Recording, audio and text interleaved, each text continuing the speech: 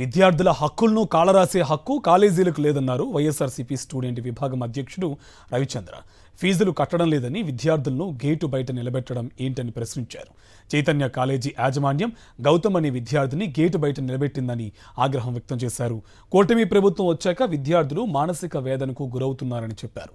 Inter బోర్డును మంత్రి నారాయణ ఆఫీసుగా మార్చారని రవిచంద్ర ఆగ్రహం వ్యక్తం చేశారు. విద్యను నిరాకరించే హక్కు కాలేజీ యాజమాన్యాలకు ఎక్కడుందని ప్రశ్నించారు రవిచంద్ర. కాలేజీ యాజమాన్యాలు ఈ రోజు విద్యార్థుల్ని తీవ్రంగా హింసిస్తా ఉన్నాయి.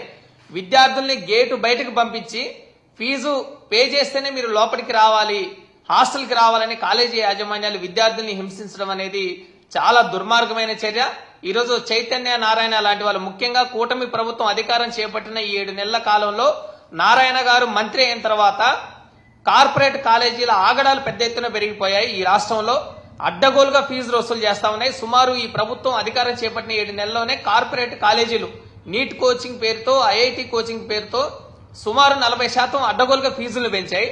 ఒకవైపు ఫీజులను పెంచడంతో పాటు ఫీజులు ఇన్ టైంలో మీరు చెల్లించకపోతే కాలేజీకి రావద్దు, బయటికి వెళ్ళిపోండి అని కాలేజీల నుంచి విద్యార్థుల్ని బయటికి పంపిస్తున్న సంఘటనలు రాష్ట్ర వ్యాప్తంగా జరుగుతా ఉన్నాయి. ముఖ్యంగా విజయవాడలో గోశాల శ్రీ చైతన్య కాలేజీలో సెకండ్ ఇయర్ విద్యార్థి గౌతమ్ అనే విద్యార్థి ఫీజు చెల్లించలేదని కాలేజీ యాజమాన్యం విద్యార్థిని కాలేజీ లోపలికి అనుమతించకుండా గేటు బయటకు పంపించారు.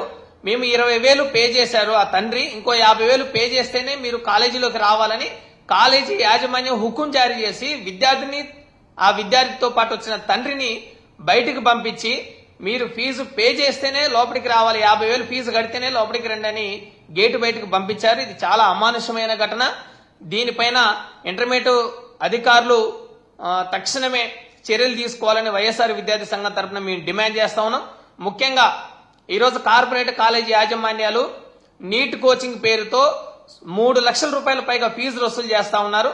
ఈరోజు Gosala Sri Chaitanya college NEET coaching student అతను గౌతమ్ సుమారు 2 లక్షల రూపాయలు ఫీజు, ఇప్పటికే 1 లక్ష రూపాయల పైన పే చేశారు. 20,000 రూపాయలు మేము పే చేస్తాము, మిగిలిన 50,000 కొంత టైం ఇవ్వండి అని టైం బాండ్ పేరెంట్ అడిగితే టైం బాండ్ ఇవ్వకుండా కాలేజీ యాజమాన్య విద్యార్థిని బయటకు పంపించడం అనేది చాలా అమానవీయమైన ఘటన. ఇది విద్యార్థికి చదువు నిరాకరించే హక్కు కాలేజీ యాజమాన్యానికి లేదు.